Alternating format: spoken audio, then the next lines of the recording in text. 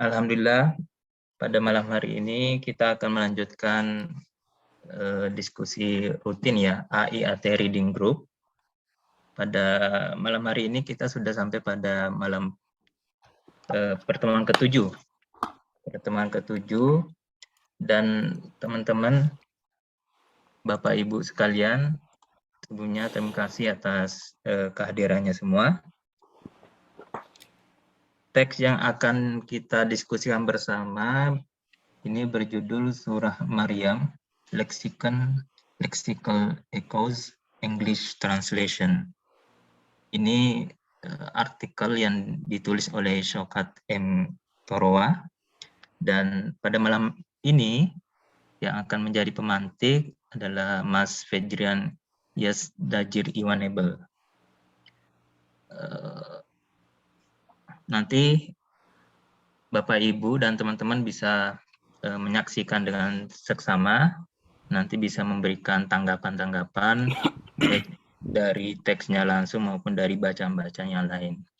Untuk itu, tanpa berlama-lama, kita langsung menyaksikan dulu, mendengarkan pemaparan dari pemantik, Mas Iwan. Sudah siap ya, Mas? Ya, kepada Mas Iwan silakan. Terserah berapa menit, Mas.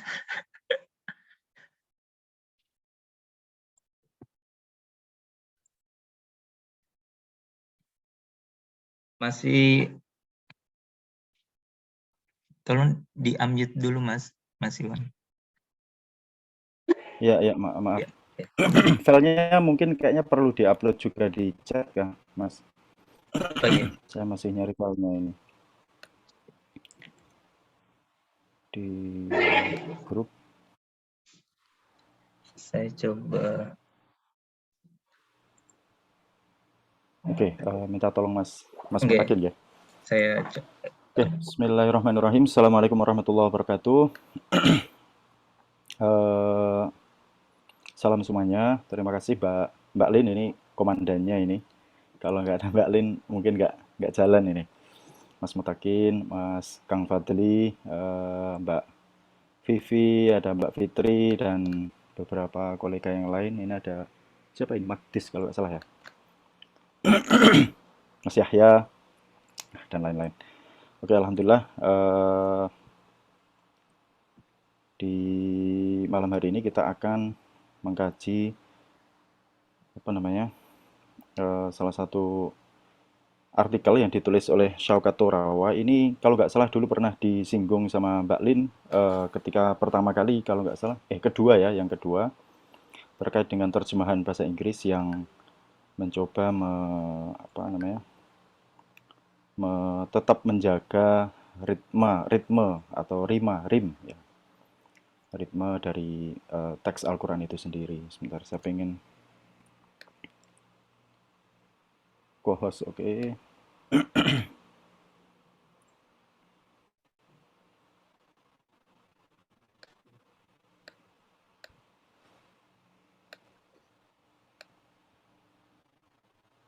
Oke. Sudah kelihatan ya? Oke, sudah Mas. Oke, judulnya Surah Maryam, Lexical Echoes, English Translation oleh Syaukat Torawa. Ini terbit di Journal of Quranic Studies tahun 2011. Artikelnya cukup panjang sekali karena ada banyak tabel-tabel, terus kemudian diisi banyak list-list kata-kata ya, karena dia lebih leksikon ya, lebih fokusnya ke leksikon atau kosakata. Terus kemudian yang ini lexical echoes, gema kosakata itu. Terus kemudian terjemah bahasa Inggris. Oke, sebagai prolog ini saya sebenarnya mengikuti aja, ini hanya mendeskripsikan ya apa yang ditulis oleh Syaukat Torawa. Karena niat awal AIAT Reading ini kan memang kita mencoba menggali bagaimana para sarjana kontemporer ya, itu menulis artikel. Kita mencoba memahami bagaimana argumentasinya dan cara pemaparannya gitu. Oke, yang pertama terkait dengan surah Maryam, eh, Torawa, Sokat Torawa. Oke, sebelum itu Sokat Torawa ini lahir di London, terus kemudian orang tuanya asli India kalau nggak salah, yang satu Sunni, satu Syiah ya, Syi'i. Terus kemudian dia besar di berbagai negara karena mengikuti orang tuanya ya. Eh, Terus pada akhirnya dia menjadi profesor terakhir di Cornell University. Mungkin sekarang terakhir ya, apa namanya, guru besar, apa namanya, emeritus ya, profesor emeritus. Kajiannya lebih banyak ke arah apa namanya, linguistik ya, linguistik Al-Quran.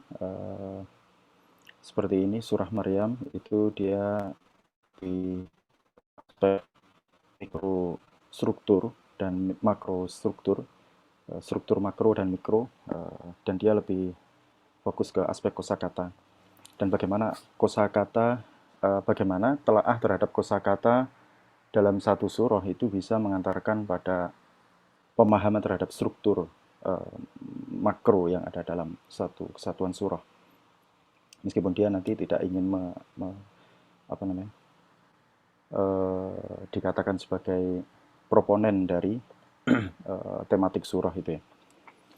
Oke, kita mulai. Surah Maryam, dia memberi pengantar ini. Surah yang cukup populer dalam kajian komparatif religion ya, khususnya tentang relasi Islam dan Nasrani. Terus kemudian surah Maryam itu memiliki sejarah yang cukup panjang dalam dialog antar agama.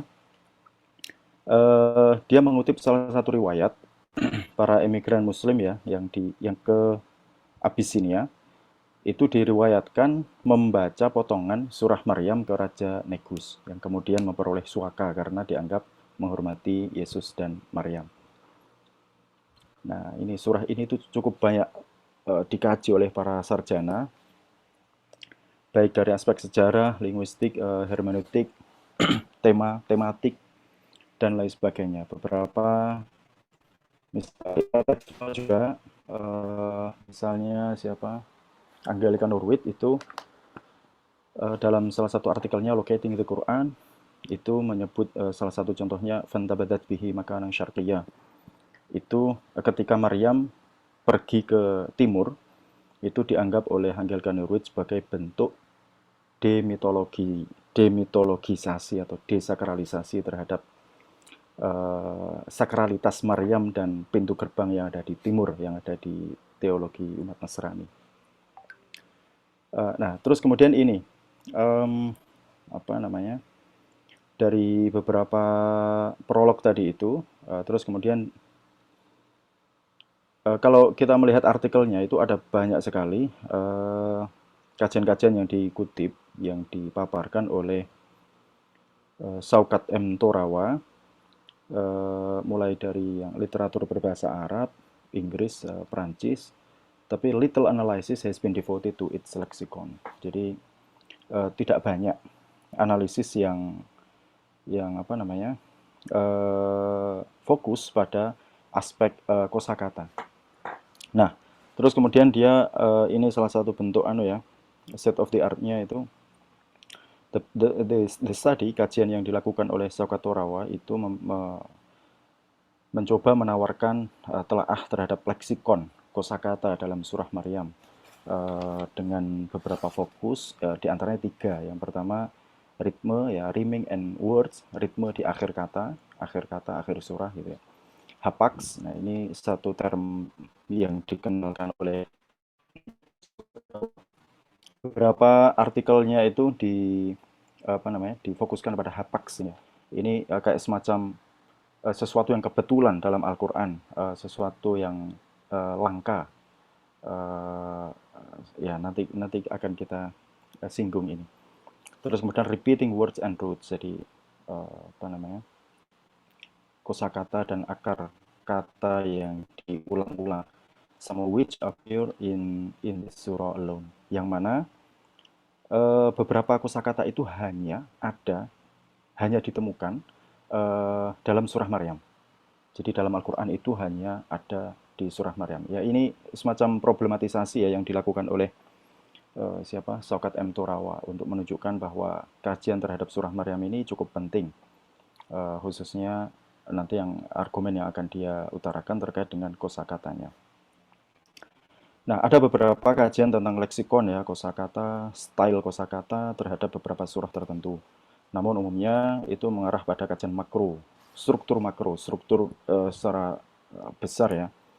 Dan arah kajiannya itu lebih diarahkan ke koherensi tematik atau tematik surah biasanya. Ada maksud as-surah, terus kemudian ada amud gitu dan lain sebagainya. Cukup sedikit yang mengarahkan kajian ke mikrostruktur. Jadi mikrostruktur mungkin ya itu tadi maksudnya ke aspek-aspek terkecil dari body sebuah surat dalam Al-Quran. Oke, terus kemudian analisis pertama yang dilakukan oleh Saukat Torawa itu adalah paralelisme. Paralelisme ini dilakukan oleh Saukat Torawa dalam Al-Quran, khususnya dalam surah Maryam sendiri.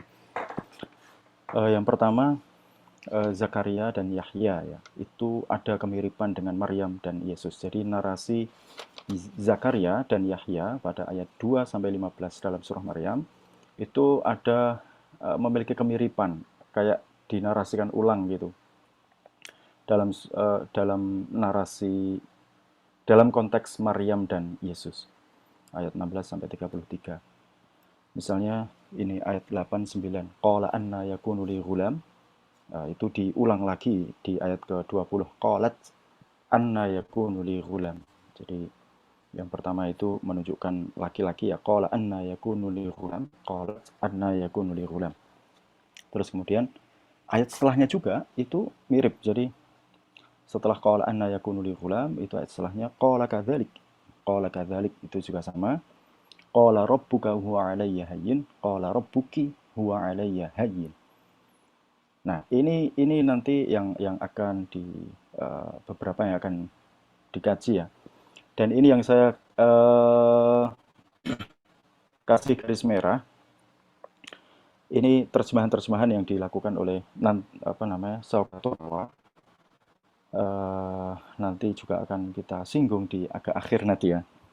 Unkindly with facility in harlotry decree, yang mana akhir-akhir dari and rim words ya, ritma rima dari akhir ayat itu diusahakan tetap sama, unkindly with facility in harlotry decree dan lain sebagainya. Ini juga masih paralelisme ayat 12, 13, 14, 15 itu mirip dengan ayat 29 sampai 33. Ada pengulangan kata sofia, terus kemudian zakatan, wabarrom biwalidayhi, wabarrom biwalidati, walam yaj'alni jabbarun syaqiyya, ada walam yakun jabbarun asiyya. Nah ini pengulangan-pengulangan ini nanti yang akan disinggung oleh Saukat Torawa. Ini masih awalan dulu. Terus kemudian paralelisme dan makro structure atau struktur makronya ya. Di sini dia menjelaskan it a parallelism that will also be recognizable to anyone familiar with the account of the birth of John and Jesus in the Gospel. Jadi selain paralelisme analisis kesamaan atau kemiripan teks yang ada dalam satu surah itu sendiri, yang ada dalam Al-Quran, itu Saukat Torawa itu juga mencoba melihat di luar Al-Quran ada semacam paralelisme yang itu bisa ditemukan di Gospel Luke ya, dan Diatessaron of Tatian. Nah ini saya buka di Diatessaron itu memang ada semacam kemiripan dalam arti coba kita lihat ya. Ini kelihatan ya. yang screen ini? Ya, PowerPoint-nya Book of Luke. kelihatan. Oh, PowerPoint ya, PowerPoint. Ya, Sebentar.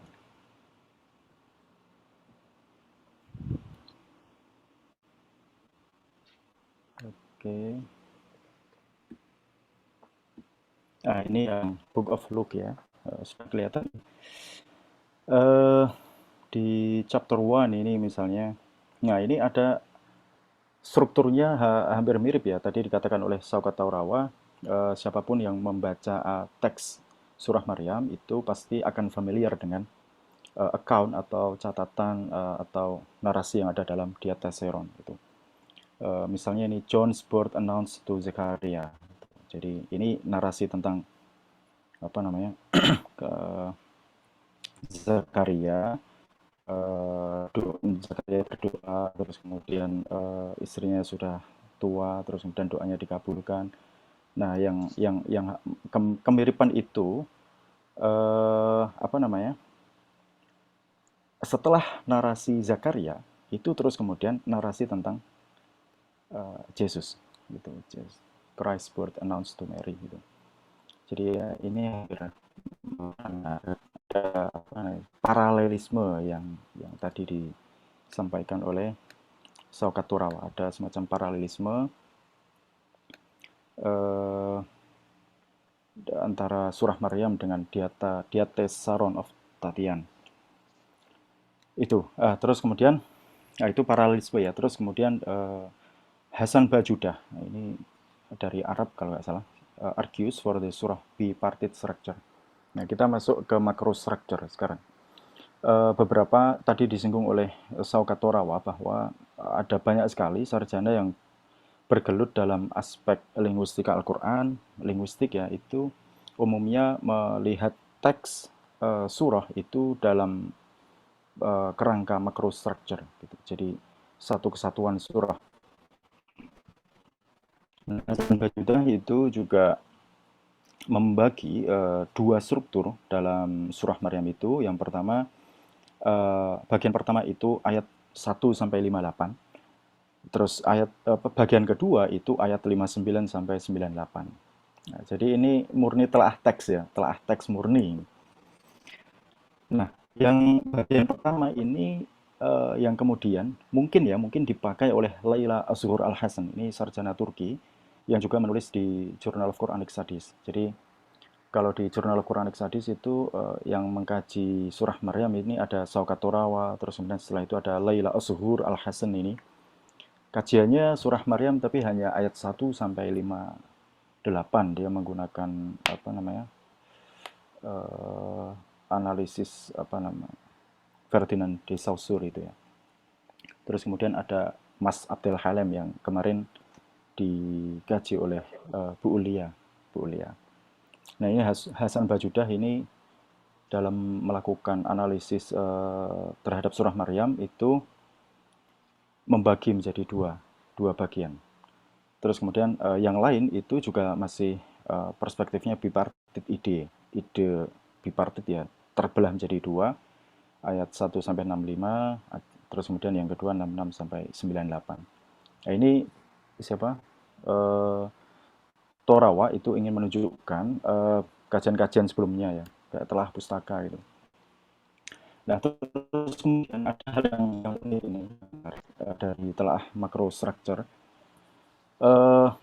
bahwa ending rim atau ritme akhiran ritme dalam surah Maryam itu kan hampir rata-rata mirip. Ya, rata-rata mirip. Mungkin kita bisa melihat misalnya fa'atat bihi qaumaha tahmiluh qalu ya Maryam laqad ji'ti syai'an fariya insiya baghiya sobiya nabiya syaqiya dan lain sebagainya. Nah, ternyata di dalam surah Maryam itu ada beberapa akhiran yang berbeda, yang tidak mengikuti ending ritme sebelumnya. Nah, ada di yang pertama Fawatihus Suwar ya, Kaf Haya Ain Sod gitu. Kaf Haya Ain Sod, terus kemudian yang setelahnya ayat 2 sampai 33 itu rata-rata semuanya itu endingnya ada alifnya. Sobhiya, Nabiya, gitu. Nah, tapi ketika masuk ayat ke 34 sampai 40 itu berakhiran un gitu. Jadi nun, mim, yang itu berbeda dari ending rim sebelumnya. Ayat itu kembali ke ritme ending atau ritme akhiran alif. Ritme akhiran alif ya. Nah, nah di sini ada beberapa pendapat dari sarjana yang dipaparkan. Misalnya Michael Kuipers. Ini saya dapatnya ini dari Laila Usgur. Itu mengatakan at the center there is often a change in the trend of thought gitu ya. Jadi and an antithetical ideas is introduced. Jadi teori yang dikatakan oleh apa namanya, oleh Michael Kuipers itu bahwa dalam satu surah itu biasanya di tengah surahnya itu ada perubahan tren pemikiran. Jadi dia menyebut teorinya itu the law of the shift at the center. Jadi hukum perubahan di tengah surat. Jadi ya mungkin perlu dikaji juga nanti kapan-kapan ya. Saya belum baca yang ini Kuipers ini. An antithetical idea is introduced itu. Jadi menurut Kuipers, jadi di tengah surah yang apa namanya ada change of trend atau perubahan tren gitu. Jadi misalkan ya ini misalnya contohnya alif alif alif alif akhirannya itu, tapi di tengah ayat 34 sampai 40 itu tidak menggunakan akhiran alif. Gitu. Jadi of a change in the trend of thought gitu. Dan umumnya biasanya disebut sebagai antithetical ideas. Jadi ide antitesis itu yang sebagai ide antitesis dari gagasan-gagasan ayat-ayat sebelumnya. Nah, after this, the original trend is resumed.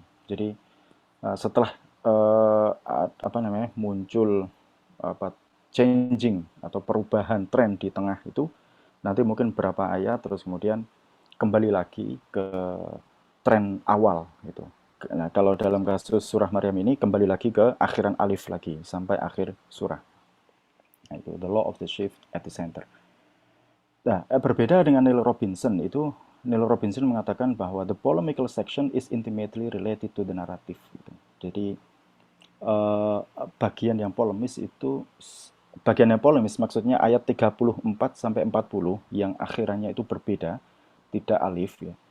Itu sebenarnya intimately related to the narrative. Sebenarnya itu nyambung dengan kisah yang ada dalam struktur surah Maryam gitu. Gitu. Ini apa namanya paradigmanya masih makro struktur semua. Jadi ayat 34 sampai 40 ini enggak apa namanya? Enggak tiba-tiba berbicara ke yang lain gitu. Tapi masih terkait dengan narasi yang ada dalam struktur besar dalam surah Maryam. Misalnya itu kritisisme terhadap mereka yang menolak hari akhir gitu. Itu muncul bisa dilihat di ayat 15 dan 33 ya, terus kemudian 34 40 dan ayat 88 sampai 95. Ini argumentasi dari Neil Robinson. Jadi nggak ada narasi yang kepotong. Jadi semua narasi itu terkait satu sama lain, itulah ya tematik surah gitu ya. Terus kemudian Laila Azhur ya itu dalam artikelnya itu juga mengatakan the use of a different letter to end these verses does correspond with the fact that they are non-narrative verses. Nah, agak berbeda dengan Neil Robinson, Laila Azhur itu justru menyebut ayat 34 sama 40 itu bukan ayat tentang narasi, bukan ayat naratif, bukan ayat kisah gitu. Makanya wajar gitu, itu ada berbeda lah, akhirannya bukan alif gitu. They are non-narrative verses. In this way, the content and the end rhyme of all section ini maksudnya ayat-ayat tentang kisah ya, itu semua match, berakhiran alif semua. Berakhiran alif semua. Coba saya share ini ya. Oke, jadi ini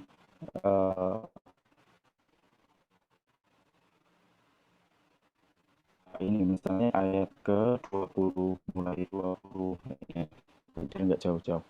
Ya ukhta Harun maka abuki imra'a sau'i wa makanat ummuki baghiya. Ini bercerita masih ayat kisah Harun. Fa'asyarat ilaih qalu kaifa nukallimu man kana fil mahdi sabiyya, masih tentang kisah qala ini Abdullah atani alkitab, masih tentang kisah wassalamu alayya yauma wulidtu wa yauma amutu wa yauma ub'atsu hayya. Nah, sampai masuk ke sebenarnya menurut saya 35 ya. Dzalika Isa bin Maryam qaulal haqqil ladzi fihi yamtarun. Ini sudah mulai akhirannya itu bukan lagi alif ya, syaqiyya, hayya, tapi ini yamtarun, fayakun, mustaqim, azim, mubin, la yu'minun, yurja'un itu. Nah, setelah ayat 40, ayat 41 ini kembali ke risam kalau tadi kata Kuiper kembali ke alif lagi, nabiyya, syai'a gitu. Nah, kalau menurut Neil Robinson tadi, asmi bihim wa absir yawma ya'tunana lakinnadh dhalimuna al-yawma fi dhalalin mubin. Ini mimma syahdi yaumin azim, ini terkait dengan ketidakpercayaan kepada hari akhir gitu ya, yang itu masih satu narasi dalam satu kesatuan surah apa namanya Maryam. Tapi kalau menurut Laila Zuhur ini bukan ayat tentang cerita, maka wajar akhirannya itu bukan alif. Oke. Terus kemudian, nah ini dia mengambil 3 sampel ya dari kajian-kajian makrostruktur dari saya lupa ini yang pertama ini kalau nggak salah dari Angelica Norwid, yang kedua ini Neil Robinson, terus yang ketiga ini dari Gemke. Jadi hanya untuk menjelaskan bahwa rata-rata sarjana itu masih banyak mengkaji dari aspek makrostruktur, tapi masih sedikit ya, cukup sedikit yang mengkaji itu dari mikrostrukturnya. Wabil khusus terkait dengan leksikon atau kosakata. Nah, ini kata Torawa. Although repetition is implicit in all three of this breakdown, none of them make lexical echoes and repetition in the surah explicit. Jadi tidak ada satupun dari mereka tiga sarjana ini yang menjadikan gema leksikal, ya, gema dari satu kosakata. Dari kosakata itu eksplisit ya. Jadi dijadikan sebagai pijakan lah untuk apa namanya, melihat struktur surah Maryam. Tidak ada yang melihat gema kosakata, lexical echoes dan repetition dan pengulangan-pengulangan yang ada dalam surah itu sebagai titik tolak untuk melihat struktur surah Maryam. And all three scholars are ultimately interested in proving that the surah exhibit coherence and thematic unity. Jadi Torawa itu menjudge ya bahwa rata-rata kajian-kajian terhadap surah, khususnya dengan surah Maryam itu ingin menunjukkan bahwa dalam satu kesatuan surah itu ada koherensi dan kesatuan tematik gitu. Nah, ini jadi Saukat Torawa ingin masuk di sini apa namanya, dari lexical echoes dan repetition yang sebenarnya dari mikrostruktur itu nanti bisa dijadikan sebagai bahan untuk makrostruktur. Oke, repetition ya, pengulangan. Nah ini Hasan Bajudah itu dalam karyanya telah melakukan listing beberapa kosakata yang terulang, but not completely comprehensive ini. Nah ini but not completely comprehensive ini yang dinilai oleh bahwa itu nggak terlalu komprehensif gitu. Misalnya nada itu ada di 3, 2, 4, itu hanya melisting aja. Gokir itu juga sama. Oh iya, bukan Gemke, maaf tadi Gokir ya. Gokir. Gitu. Mengidentifikasi beberapa hal yang ada kesamaan juga sama tadi ya. Terus kemudian Al-Hasnawi. Nah, yang agak banyak memiliki kemiripan dengan yang dilakukan oleh Torawa itu Al-Hasnawi. Nah, Al-Hasnawi itu menunjuk menjelaskan ada many rhetorically and aesthetically motivated repetition. Jadi ada pengulangan-pengulangan yang bisa dilihat dari aspek retoris dan estetika linguistik ya, with a special focus on rhyming and words. Jadi ritme-ritme atau rima-rima di akhir kata itu sudah disinggung sebenarnya oleh Al-Hasnawi. Misalnya the recurrence, pengulangan ekspresi ya abadi ya, dalam ayat 43 sampai 45. Wadhkur, pengulangannya ada di 16, banyak ya, wadhkur fil kitabi gimana saya lupa.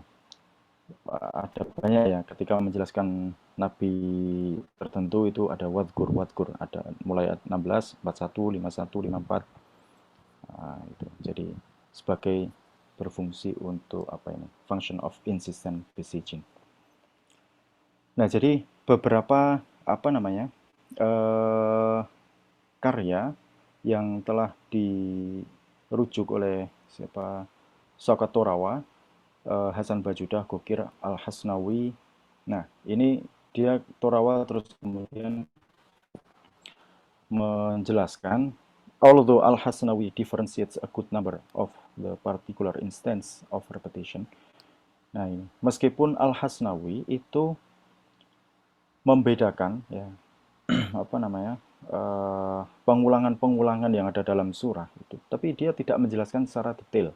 Itu alasan mengapa perlu kajian yang dilakukan oleh Torawa ini. Meskipun Al-Hasnawi itu sudah menjelaskan ada pengulangan ini dan itu, tapi dia tidak menjelaskan itu secara detail. Misalnya dalam menjelaskan narasi tentang Yahya, not being Jabar Asi, Jabaron Asiya, tapi di dalam narasi Yesus itu Jabaron Syaqiyah. Kalau menurut Torawa, Al-Hasnawi hanya menjelaskan tentang pengulangan itu. Tapi nothing is then made of this information. Nggak ada yang informasi yang bisa diuraikan lagi dari pengulangan ini. Maksud pengulangan ini apa? Nah, itu nggak dijelaskan oleh Al-Hasnawi. Mengapa Jabar itu digunakan, Jabaron Asiya, Jabaron Syaqiyah. Tapi Asiya itu nggak diulang, tapi menggunakan kosakata yang lain, Syaqiyah, dan lain sebagainya. Nah, in order to better discern surah rhetorical structure, ini menurut Torawa ya, agar bisa memahami retorika surah dari struktur surah itu, seseorang menurut Torawa itu harus melihat keseluruhan kosakata yang ada dalam surah tersebut. Jadi harus melihat seluruh kosakata yang ada dalam surah tersebut. Maka artikelnya ini sangat panjang karena beliau melakukan listing ya terhadap hampir seluruh kosakata yang ada di surah Maryam itu. Nah, dia berargumen gini, only with such a comprehensive lexicon gitu. Jadi hanya dengan memahami kosakata itu secara komprehensif, kita itu nanti bisa melihat bagaimana the entire surah, keseluruhan surah itu terlihat secara leksikal, akustik dan retoris gitu. Menurut siapa? Torawa. Jadi untuk melihat bagaimana surah itu operates ya, lexically, acoustically, rhetorically itu, menurut Torawa itu harus dimulai dari mikrostruktur, yaitu kosakata. Jadi kosakata itu dipretel gitu, istilahnya satu itu, dipreteli dulu istilahnya. Nah, terus kemudian ini rima. Oh ya, terkait ini dipecah-pecah gitu ya. Nah, dipecah-pecah itu nanti ada banyak analisis yang dilakukan oleh siapa? Torawa ya.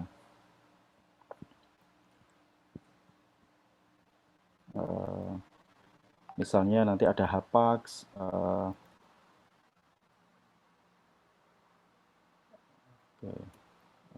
Oke, ini ya. Ada hapaks, terus kemudian ada apa namanya? Iya, hapaks umumnya dia mengarah ke hapaks nanti. Sesuatu yang unik yang terjadi dalam kosakata surah atau kosakata dalam Al-Qur'an itu. Nah, ritme menurut dia itu adalah satu aspek yang sangat krusial yang tidak banyak dikaji oleh kesarjanaan Al-Qur'an.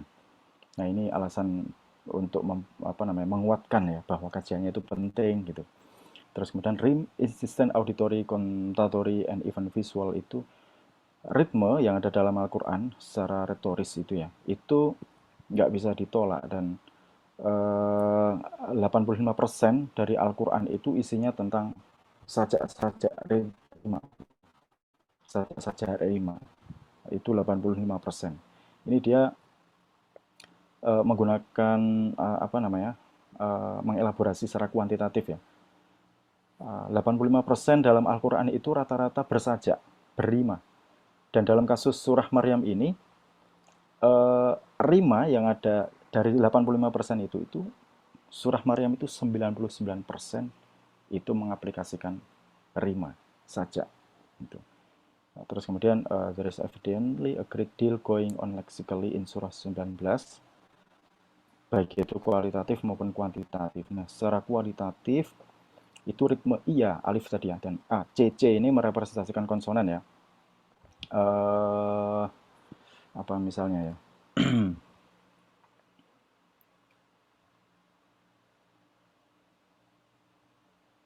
Oke, nanti kita cari. Eh eh eh, Infrequent in the Quran. Jadi akhiran-akhiran iya, iya itu jarang ada dalam Al-Quran. Gitu. Secara kualitatif ya. Nah, secara kuantitatif itu, nah ini dari 98 akhiran kata dari surah Maryam itu 54 itu terulang. Ini analisis-analisis kuantitatifnya ya. Jadi N-word, jadi yang diambil itu adalah N-wordnya 98 surah ayat. Nah, akhir surah, akhir ayat ya, kata-kata di dalam akhir ayat ya, itu 54-nya itu mengulang dan 44 itu tidak mengulang. Nah, 20 discrete words account for the 54 apa namanya? 20 kata eh it, gimana ini? 20 discrete words ya, account for the 54 repeats, 13-nya itu oke. Okay. Jadi 13-nya itu mengulang, 13 kata itu mengulang 2 kali, tiga kata ya. Akhir ini kita fokus ke akhir ayat atau akhir sebuah kata ya. Tiganya itu mengulang sebanyak 3 kali, ada juga 3 kosakata yang terulang sebanyak 4 kali dan ada satu yang diulang sebanyak 7 kali. Gitu. Nah, terus kemudian, nah di sini ada kaf ha ya ain sod yang menjadi satu-satunya kata yang memiliki rima kaf ha ya ain sod dalam surah. Of those 67 ritma ya, rima dalam akhir ayat itu 36. Dari 67 rima yang ada dalam surah Maryam itu 36 are some kind of hapak. 36-nya itu lebih dari 50% itu merupakan bentuk hapaks. Oke, hapaks ini. Nah, hapak itu apa? Sesuatu yang unik atau sesuatu yang bersifat kebetulan gitu ya. Kebetulan. Misalnya, oke, kita lanjut. QS Maryam itu ada hapak pun nanti dia bagi menjadi berapa. Ada yang normal ya biasa, terus kemudian ada yang strict hapak gitu. Nah, di surah Maryam itu ada 10 strict hapak. Jadi kata-kata yang sangat langka yang ada dalam Al-Qur'an, tidak hanya dalam surah Maryam saja. Nah, yang sangat langka itu ini kaf ha ya ain shad itu hanya ada satu ya, ishta'ala al-ma'khadh hatma didda ta'uzzuhum azza wafda idda hadda dan rikza. Nah, itu menurut Shaukat Torawa itu strik hapak ya, sesuatu yang langka, yang jarang dan kebetulan ada dalam surah Maryam. Nah, yang menarik lagi ketika dianalisis apa namanya secara detail gitu, ternyata surah Maryam itu diawali dan diakhiri dengan hapaks gitu. Jadi kaf ha ya ain shad itu hanya ada satu dalam Al-Qur'an, terus rikza itu juga ada satu dalam Al-Qur'an gitu. Jadi awal dan akhir surah itu diawali dan diakhiri dengan hapaks. Nah, dia juga memproblematisir lagi ya bahwa hapaks dalam Fatihus Suwar gitu. Kaf haya ain shad mungkin satu-satunya Fatihus Suwar yang apa namanya? Panjang ya, yang panjang ya, berbeda dengan yang lain ya. Hamim Ain Sin Qaf mungkin ya, yang panjang juga. Hapak dalam Fawatihus Suwar, comparing to surah 68. Jika dikomparasikan dengan surah 68, surah Nun, itu berbeda. Surah Nun itu sets the rim for the entire surah. Jadi surah Nun, Nun wal qalami wa ma yasturun gitu ya. Ma anta bi ni'mati rabbika bimajnun itu awalannya Nun dan dia itu menyeting dalam keseluruhan surah. Nun, nun, nun, nun. Gitu. Tapi berbeda dengan kaf ha ya ain shad. Akhiran shad, tapi setelah itu akhirannya bukan shad tapi alif ya. Ishta'ala, apa namanya? A, iya, iya, iya gitu. Terus kemudian 5 out of the 10 hapaks relates to the wondrous context. Terkait dengan hal-hal yang luar biasa. Numerous isolates, rarities, and form hapaks become n-words. Jadi hapaks yang ada dalam kosakata-kosakata yang menarik ya, ini dari surah Maryam itu menurut Shaukat Torawa, hapaks atau kata-kata yang langka, yang jarang itu ternyata ada di n-words, akhir kata atau akhir ayat. Nah ini parallel context vis-a-vis different context. Nah ini dia cara menganalisanya seperti ini di apa namanya, dipecah-pecah ya.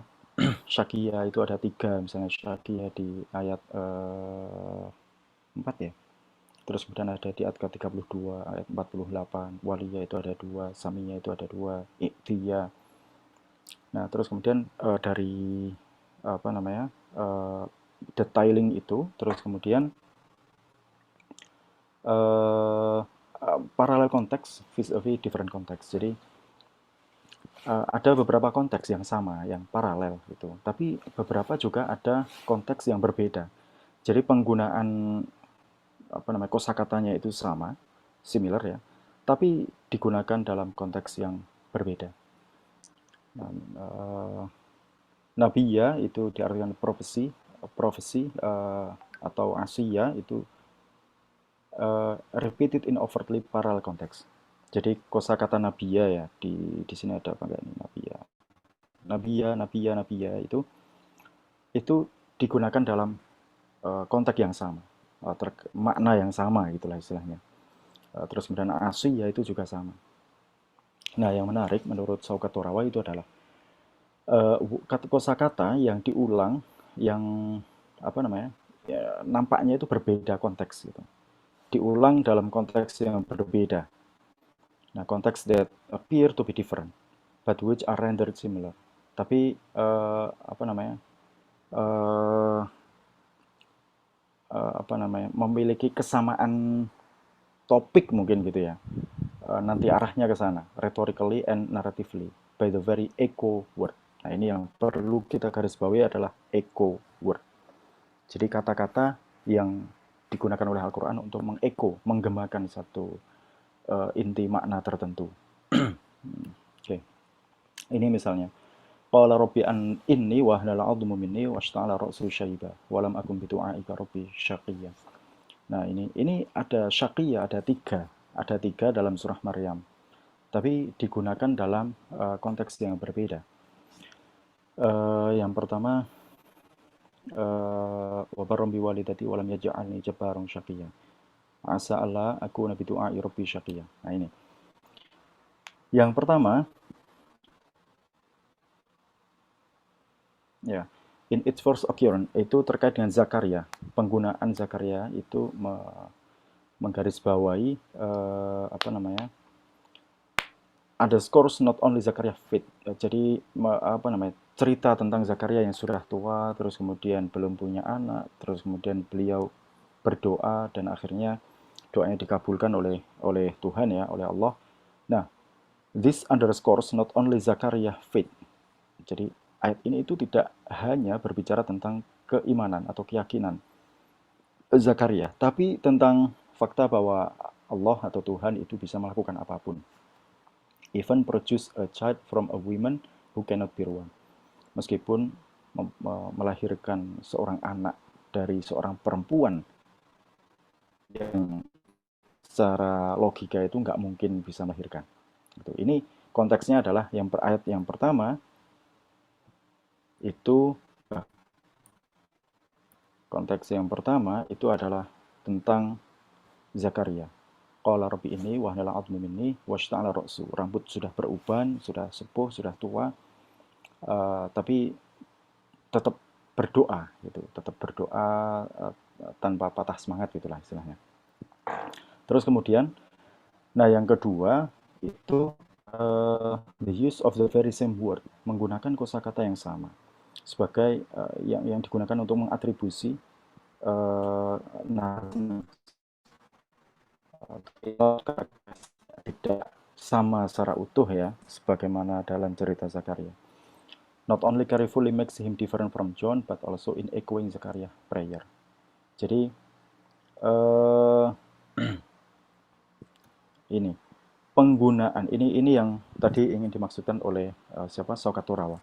Penggunaan kosakata yang sama diulang itu maksud dan tujuannya adalah untuk mengeko, menggemakan cerita sebelumnya. Kalau cerita sebelumnya, ini kan ayat 4 ya yang pertama. Terus kemudian terulang lagi di ayat ke-32. Terulang lagi di ayat 48. Nah, pengulangan yang ada di ayat 32 itu sebenarnya bukan tanpa maksud. Nah, ini menurut Torawa. Jadi ada maksudnya, yaitu mengeko atau menggemakan kembali narasi tentang Zakaria di awal tadi. Jadi pembaca itu seakan-akan, oh ini diingatkan kembali dengan apa namanya, narasi tentang Zakaria. Nah, proses pengingatan kembali ini menurut Saukaturawa itu adalah dengan menggunakan kosakata yang sama. Jadi Jabarong Syakia itu fungsi diantaranya adalah untuk echoing Zakaria bahasanya, echoing Zakaria prayer, reinforce the fact that Jesus was produced. Jadi ketika membaca ayat ke-32 tadi, itu teringat cerita tentang Zakaria. Jesus was produced by God through a woman who cannot. Jadi Yesus diadakan ya oleh Allah melalui perempuan yang sejatinya sebenarnya secara real tidak bisa melahirkan. Nah, itu sama dengan peristiwa atau narasi sebelumnya Zakaria. Terus kemudian yang terakhir to characterize a prayer, but in this instance it is Abraham's petition, not Zakaria. Echoing Zakaria. Yang ketiga tadi ini mana tadi? Wa atazilukum wa ma tad'una min dunillahi wa ad'u rabbi asa alla akuna bidu'ai rabbi syaqiyya. Jadi mengeko doa Zakaria yang tidak putus gitu, tetap berharap. Jadi penggunaan syaqiyya itu mengingatkan lagi tentang narasi yang ada sebelumnya. Terus kemudian wa inni khiftul mawaliya min wara'i wa kanat imraati aqira fahab li min ladunka waliyya. Nah, di ayat kelima the pious father ya, ini Zakaria laki-laki memang tentang Zakaria ya. Explain his reason for wanting a righteous son. apa namanya, ini walia ada dua, dan ini digunakan dalam konteks yang berbeda.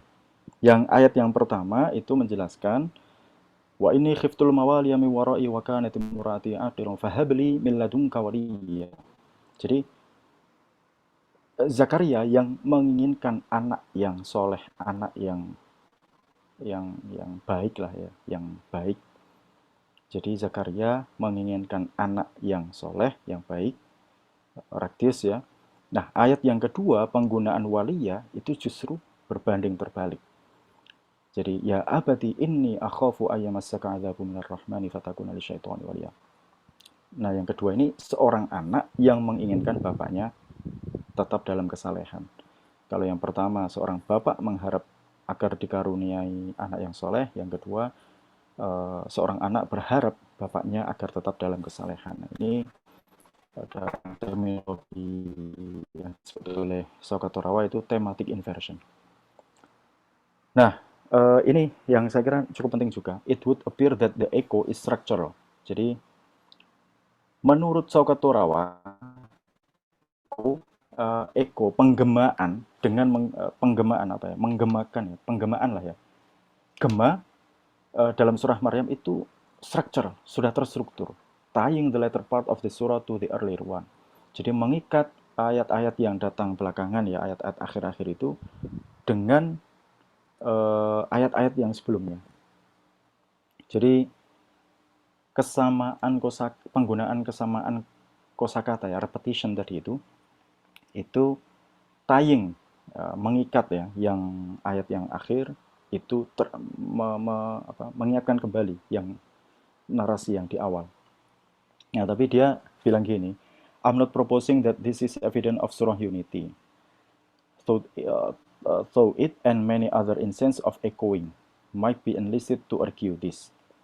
I'm suggesting rather that the echo, dia justru mengatakan, I'm suggesting rather that the echo serve to keep the earlier narrative. Jadi echo penggemaan itu berfungsi untuk menjaga narasi-narasi sebelumnya. Jadi kalau narasi awal itu tentang Zakaria, ketika ayat Al-Quran setelahnya itu berbicara tentang Yesus, ya itu tetap menjaga narasi sebelumnya. Jadi repetitionnya itu mengarah ke sana. Present a foregrounded for the auditor or reader. Itu. Nah ini yang cukup penting ya. Saya kira tawaran dari Sokato Rawa. Masih ada waktu ya ini ya. Oh, kayaknya lama sekali ini. Masih Mas, masih. Ya semoga tidak membosankan ini karena telahnya teks ini ya. Teks apa namanya? Linguistik gitu. Nah ini yang saya kira cukup kontribusi dari apa namanya? Sokato Rawa sebentar.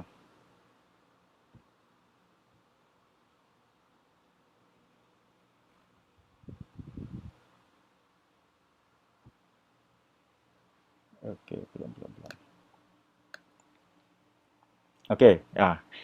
Ini salah satu kontribusi yang tadi disinggung juga oleh Mbak Lin pada awal presentasi di diskusi ya.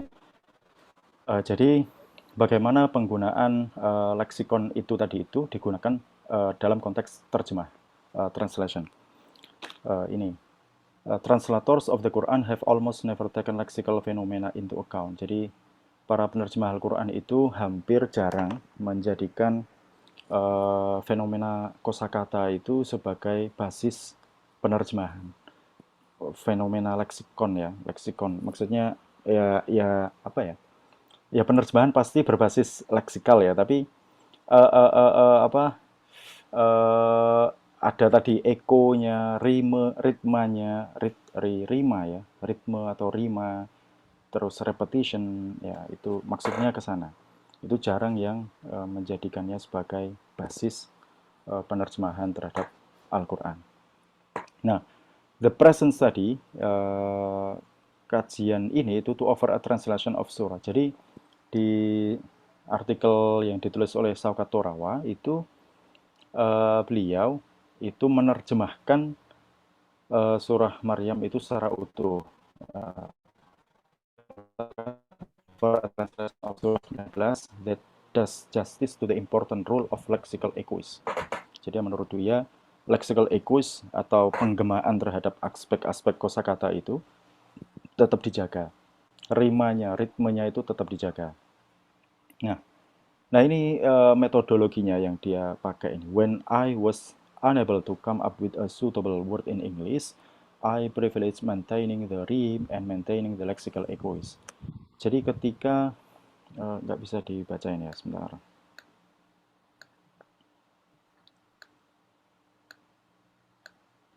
Nah, ketika ini Saukat Torawa itu tidak kesulitan menemukan arti yang tepat, dalam bahasa Inggris ya. Jadi ini ketika menerjemahkan Al-Quran dan kesulitan mencari arti yang tepat, maka dia lebih cenderung untuk mendahulukan rima. Jadi didahulukan rimanya, ritmenya itu didahulukan, tapi tetap tidak, maknanya itu tidak jauh lah ya. And maintaining the lexical echoes, dan tetap menjaga gema kosakata itu, gema katanya itu. Over the need to find a corresponding meaning, daripada menemukan atau memasang makna yang dipandang sangat tepat gitu ya. Nah, ini salah satu, saya kira metode yang cukup baru ya. Jadi lebih diunggulkan atau lebih dipilih rimanya daripada makna yang pas gitu. Meskipun usaha untuk mencari makna yang pas itu tetap ada gitu. Nah, misalnya the meaning of waliya in Arabic in verse 5 ya.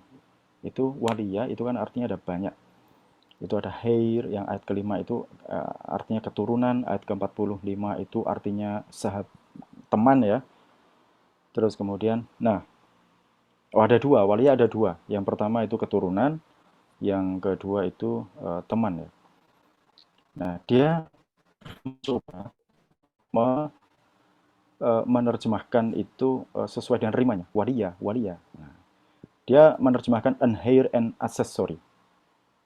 Itu di ayat kelima, dan ayat ke-45 itu Satan's accessory. Nah, jadi belakangnya ini masih tetap sama, accessory, accessory. Sama waliya, waliya gitu. Nah, ini. Terus kemudian case ya, using a word in English that doesn't correspond to the word in Arabic at all. Jadi ini mungkin beliau kesulitan ya untuk mencari korespondensi makna ya dalam bahasa Inggris dari kosakata yang ada dalam Al-Quran Arab itu. Ada 8 kasus ya dari 48 kata yang tidak terulang, non-repeating rhyme and words. Misalnya nasyam mangsiya itu forgotten utterly, flowing freely. Nah, janiya itu ripe and ready. Jadi tetap menjaga rima, i gitu. Kalau di bahasa Arabnya ya mansiya a gitu. Nah, dia dalam terjemahan bahasa Inggris berusaha untuk menjaga akhirannya itu freely, ready, forgotten utterly, dan lain sebagainya. Certainty. Nah, meskipun nanti ada ini ya, misgiving ini kan beda ya, kok nggak akhirannya i gitu. Mungkin karena ini ayat ke-34 tadi yam tarun gitu ya, tidak akhiran a tapi un gitu. Jadi dia punya opportunity ya untuk memaknainya tidak pakai i akhiran i tapi misgiving. Nah, ini. Terus kemudian translating an equal proportion non-correspondingly. 3 dari 20 samia syai'a hayya. Oke. Menerjemahkan an equal proportion non-correspondingly. Jadi ini diterjemahkan sama lah ya. Samia itu name no one before similarly, samia name out you similarly. Nah, syai'a ini misalnya. Syai'ah itu ada 4, ayat ke-9, 42, 60, 67. Nah, ini nah, beliau tetap Torawa itu tetap ingin menjaga akhirannya itu tetap sama, with facility, any facility, with facility, with facility. Nah ini tentu misalnya ini tadi ya, ayat nasya mangsia, flowing freely, jania itu kalau kita lihat misalnya di beberapa terjemahan lain,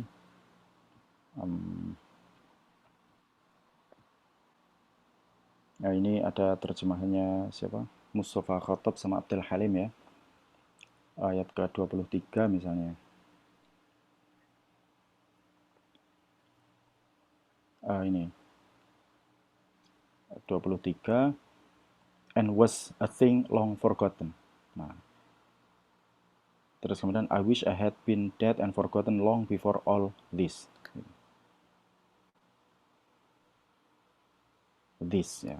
Terus kemudian 24 itu sudah berbeda. Akhirannya itu tidak dirima, tidak mengikuti apa namanya kerangka rima yang diintrodusir oleh siapa tadi, Sokat Turawa.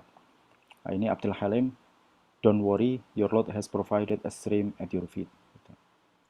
At your feet. Ya. Tapi kalau Sokat Turawa itu flowing freely. Saria, tahtaki saria itu diartikan flowing freely. Jadi tetap mencari padanan makna yang tetap menjaga rima gitu.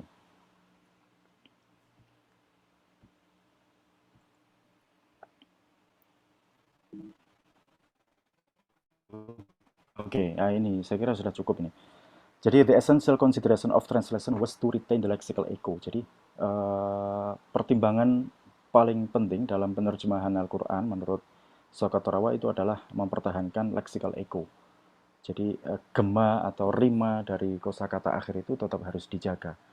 Ini mungkin ya meaning cum rim gitu. Jadi makna dan rima gitu. Oke, coba kita lihat bagaimana struktur keseluruhan ya.